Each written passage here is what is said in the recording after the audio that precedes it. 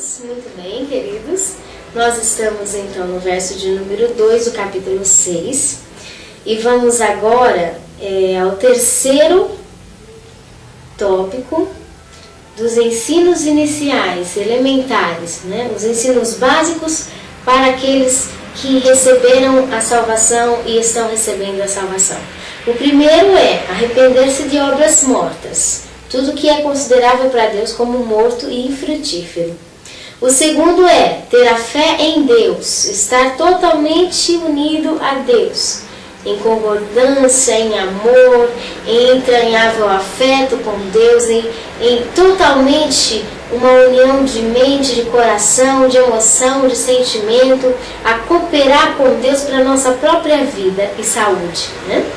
E o terceiro tópico dos princípios elementares, ensinos básicos, diz sobre o ensino dos batismos, sobre os batismos. O que é a base do batismo, né?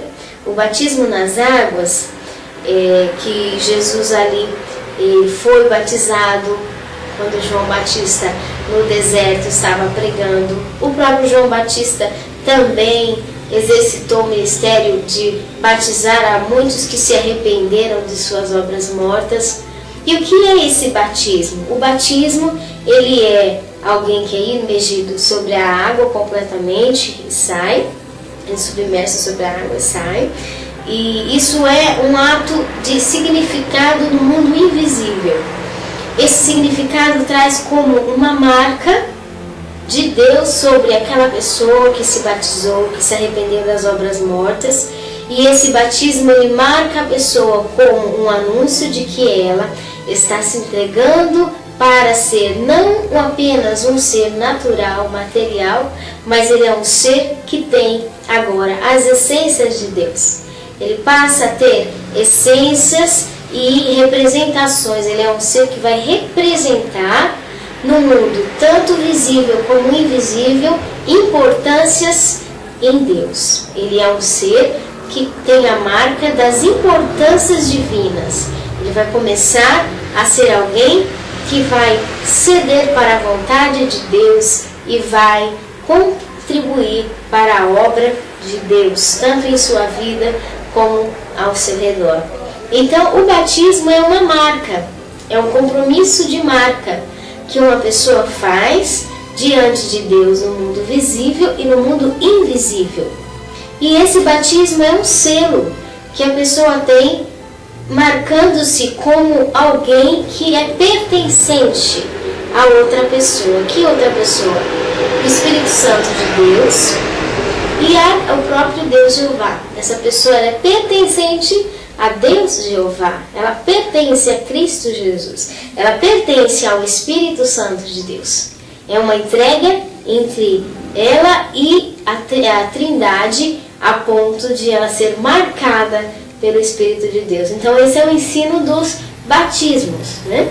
E a quarta importância de base de instrução em Cristo para aquele que recebe a Cristo Jesus é a imposição, diz o versículo, e o ensino sobre os batismos e a imposição de mãos. O ensino sobre a imposição de mãos trata-se de que aquele que se arrependeu de obras mortas e não atua mais, nem vive mais, nem pensa mais, nem tem os seus sentidos nas obras mortas, ele passa então a ter uma fé em Deus totalmente ligada à sua vida, os seus sentidos dia a dia com Deus, sendo exercitados para com Deus. O terceiro tópico, ele é batizado, ele é marcado no mundo visível e invisível para Deus. E o quarto tópico, ele passa, quando ele aceita Jesus, ele tem o quarto tópico também, que ele passa a receber o poder de Deus. Ele é ungido, ele tem uma unção. Então, sobre ele é imposto o poder da imposição de mãos. O que é essa imposição de mãos? É o poder do dom de Deus, a unção de Deus. A palavra diz que aquele que recebe a Cristo Jesus como Senhor e Salvador da sua vida, ele recebe sobre as suas mãos o poder que foi dado à igreja. E esse poder é para repreender toda enfermidade, para repreender todo mal, para repreender toda a ação que o inimigo traz contra aqueles que são escolhidos e chamados e amados por Deus. Então, a imposição de mãos trata-se de um poder dado àqueles que se voltaram a Deus completamente. É um poder colocado através da imposição de mãos sobre as próprias mãos daqueles que são chamados. E eles então têm o poder de Cristo Jesus como igreja atuante para viver e atuar sobre a terra. Então, o ensino que o escritor fala aqui aos hebreus é que eles receberam o ensino das obras mortas para se arrepender, receberam o ensino da fé totalmente ligada a Deus, receberam o ensino dos batismos e também receberam a imposição de mãos. Aqueles hebreus que haviam recebido a Cristo Jesus, eles já estavam ungidos, eles estavam marcados pelo poder dado à igreja, pela imposição de mãos. E vemos então aqui o quarto, o primeiro as obras, a fé em Deus, o segundo, o terceiro o batismo, o quarto a imposição de mão e o quinto sobre a ressurreição dos mortos. O que é esse ensinamento da ressurreição dos mortos?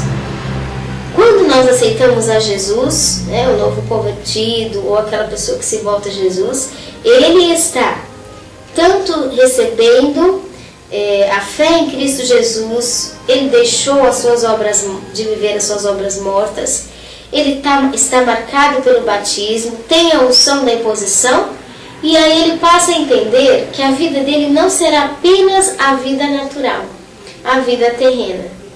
A vida dele não é apenas o limite de dias que ele tem aqui na terra, a vida dele é eterna. Assim como o pai dele, que é Deus, que ele se entregou para Deus e se tornou filho, o pai dele, que é Deus, é eterno, ele também se tornará um filho eterno. Ele se tornará um filho que caminhará com Deus eternamente. A vida passou a existir nele para que a existência dele seja eterna.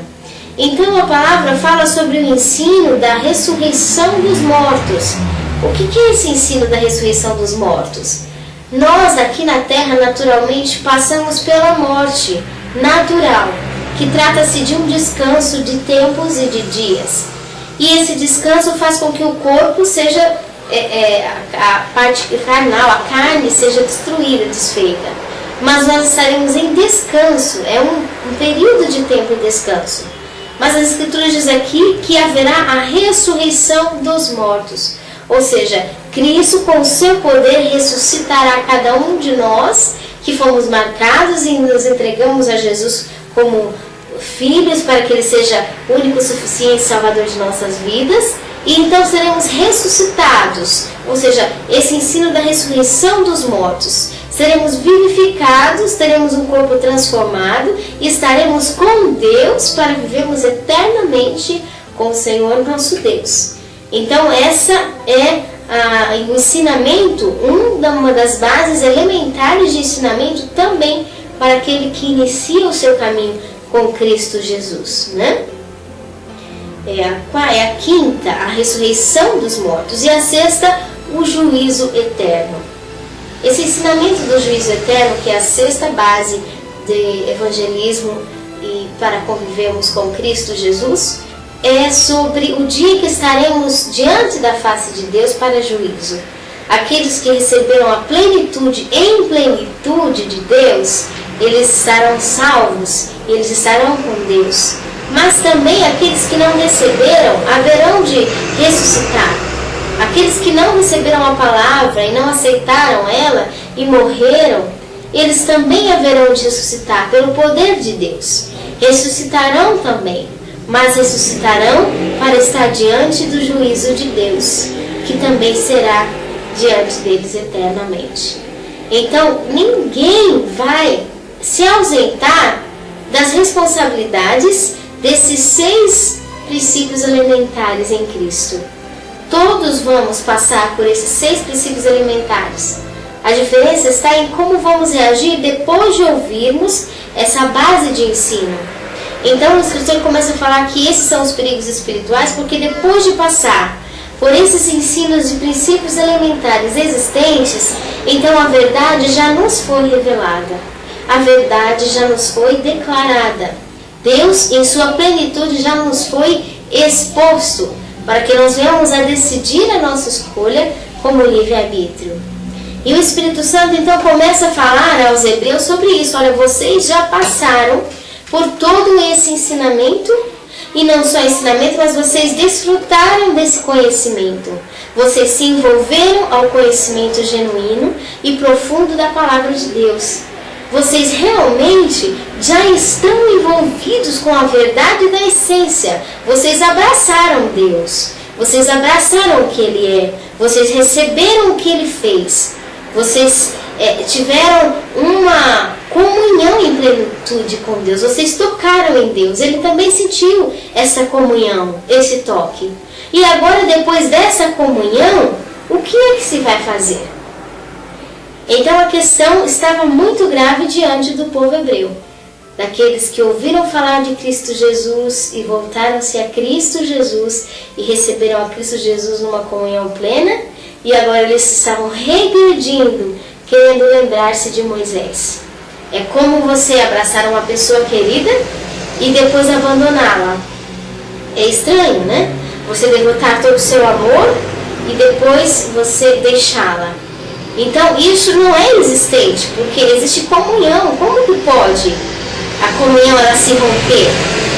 E aqui o escritor aos Hebreus, movido pelo Espírito Santo, está dizendo sobre isso: uma comunhão plena de intimidade genuína com Deus, ela ser rompida, ela ser quebrada, ela ser desfeita. Como que depois que eu me envolvo com os sentimentos de Deus, com o emocional de Deus, com o carinho de Deus, eu me envolvo com o amor de Deus, eu entro diante de toda a devoção carinhosa que Ele me deu, eu recebo toda a graça que Ele me deu, eu me envolvo, eu me alegro com tudo que Ele fez comigo, eu faço aliança com Deus, eu me entrego a Deus, eu declaro Deus na minha vida, eu passo dias diante dEle e de repente eu corto toda essa aliança, eu desfaço tudo isso que eu fiz. O que eu fiz? Eu mexi com os sentimentos de Deus, né? Eu mexi com a intimidade de Deus. Eu peguei a maior riqueza que Deus tinha me oferecendo, eu recebi essa maior riqueza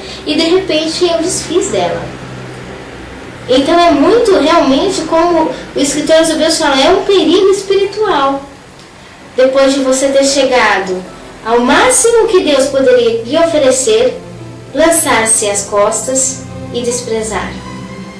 E voltar-se a ensinamentos lógicos e a traduções lógicas daquilo naturais, daquilo que é materialmente considerável, né? Então os hebreus, o escritor aos Hebreus estavam dizendo isso para o povo.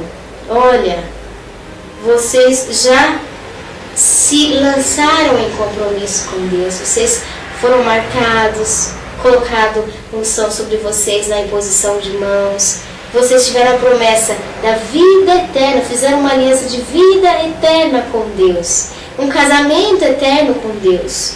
Diz aqui, vocês fizeram alianças da ressurreição dos mortos, ou seja, da vida eterna, não, sem morte entre vocês e o próprio Deus. E vocês se dispuseram a tudo isso e vão passar pelo juízo eterno. E é impossível que vocês consigam prosseguir para a perfeição em Cristo Jesus se vocês não tiverem arrependimento das obras mortas, ou seja, não lançarem, não esquecerem, né, de viver sobre obras mortas, de lançar fora essas obras mortas. E é isso que o Senhor hoje fala conosco, né? Para que o Evangelho seja pleno e genuíno para nós, é necessário lançarmos fora as obras mortas e firmarmos a aliança que Deus fez conosco. Firmarmos a palavra que realmente Deus nos disse.